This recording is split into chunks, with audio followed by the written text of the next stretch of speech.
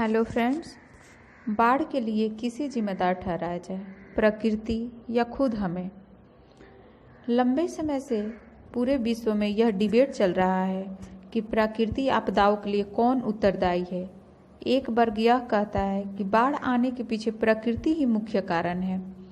अभी तक जितने भी विनाशकारी बाढ़ आए हैं उसमें अत्यधिक वर्षा और उफनती नदियों का कहर ही मुख्य कारण रहा है।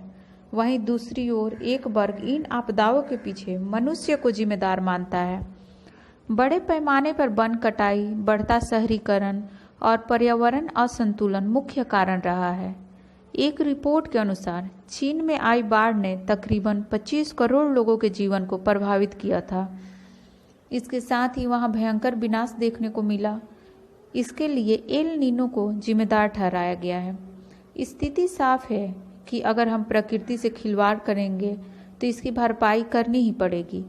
काफ़ी विश्लेषण के बाद जानकारों का मत ये है कि बड़े पैमानों पर वनों की कटाई के कारण मिट्टी ढीली हो जाती है और बाढ़ का कारण बनती है, क्योंकि ये मिट्टी अत्यधिक वर्षा को होल्ड नहीं कर पाती है। भारी वर्षा के कारण नदियाँ ओवरफ्लो होने लगती है।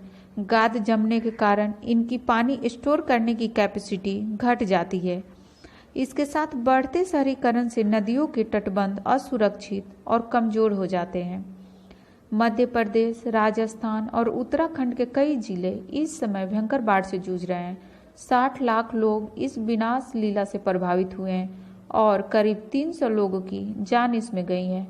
वहीं आर्थिक नुकसान का तो अनुमान लगाना भी मुश्किल है। यूँ तो इस बाढ़ के पीछे भारी वर्षा को ही कारण माना जा रहा है। फिर भी कुछ एक्सपर्ट सवाल उठाने लगे हैं कि हमारी लापरवाही कुछ हद तक इसके लिए ज़्यादा जिम्मेदार है। जैसे कि बिहार में बाढ़ का मुख्य कारण मध्य प्रदेश के वान सागर डैम से पानी छोड़े जाने को माना जा रहा है। साथ ही गंगा, सोन आदि नदियों में गाद भरा होना भी इसके कारणों में है। भारत में 2013-15 के बीच करीब 4200 लोगों की जान बाढ़ के कारण गई है। साथ ही एक अनुमान के अनुसार 44,000 करोड़ रुपए से अधिक की संपत्ति का नुकसान बाढ़ के कारण हुआ है। समग्र रूप से 5 करोड़ से अधिक लोगों को इसने किसी न किसी तौर पर प्रभावित किया है। बाढ़ मैन मेड है या इसके कारण प्रकृति है, इसके कारण चाहे जो भी हो, हमें ये सोचने पर मजबूर जरूर कर रही है कि कैसे प्रकृति से खिलवाड़ हम पर भारी पड़ रहा है। बिहार में बाढ़ के आने के 4 प्रमुख कारण हैं। नेपाल छोड़ता है पानी तो डूब जाते हैं बिहार के कई इलाके। पिछले 2 हफ्तों से नेपाल और बिहार के सीमावर्ती क्षेत्र में भारी बारिश होने के कारण नदियों के जल स्तर में भारी वृद्धि हुई है।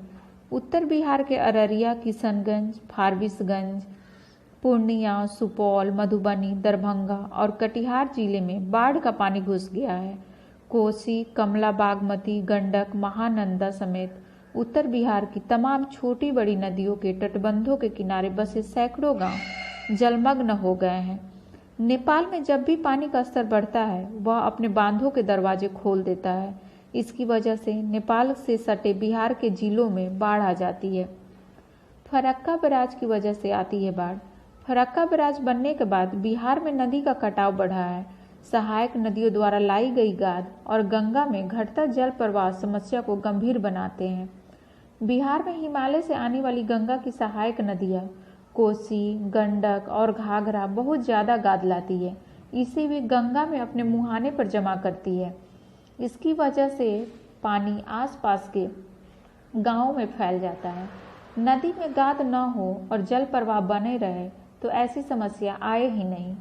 ज़रूरत के हिसाब से तटबंधों का कम होना। 1954 में बिहार में 160 किलोमीटर तटबंध था। तब 25 लाख हेक्टेयर जमीन बाढ़ प्रभावित थी। अभी करीब 3700 किलोमीटर तटबंध है, लेकिन बाढ़ से प्रभावित क्षेत्र बढ़कर 68.90 लाख हेक्टेयर हो गया। जिस तरीके से बाढ़ में इजाफा हो रहा है उस हिसाब से तटबंधों की संख्या में बढ़ोतरी नहीं हो रही है।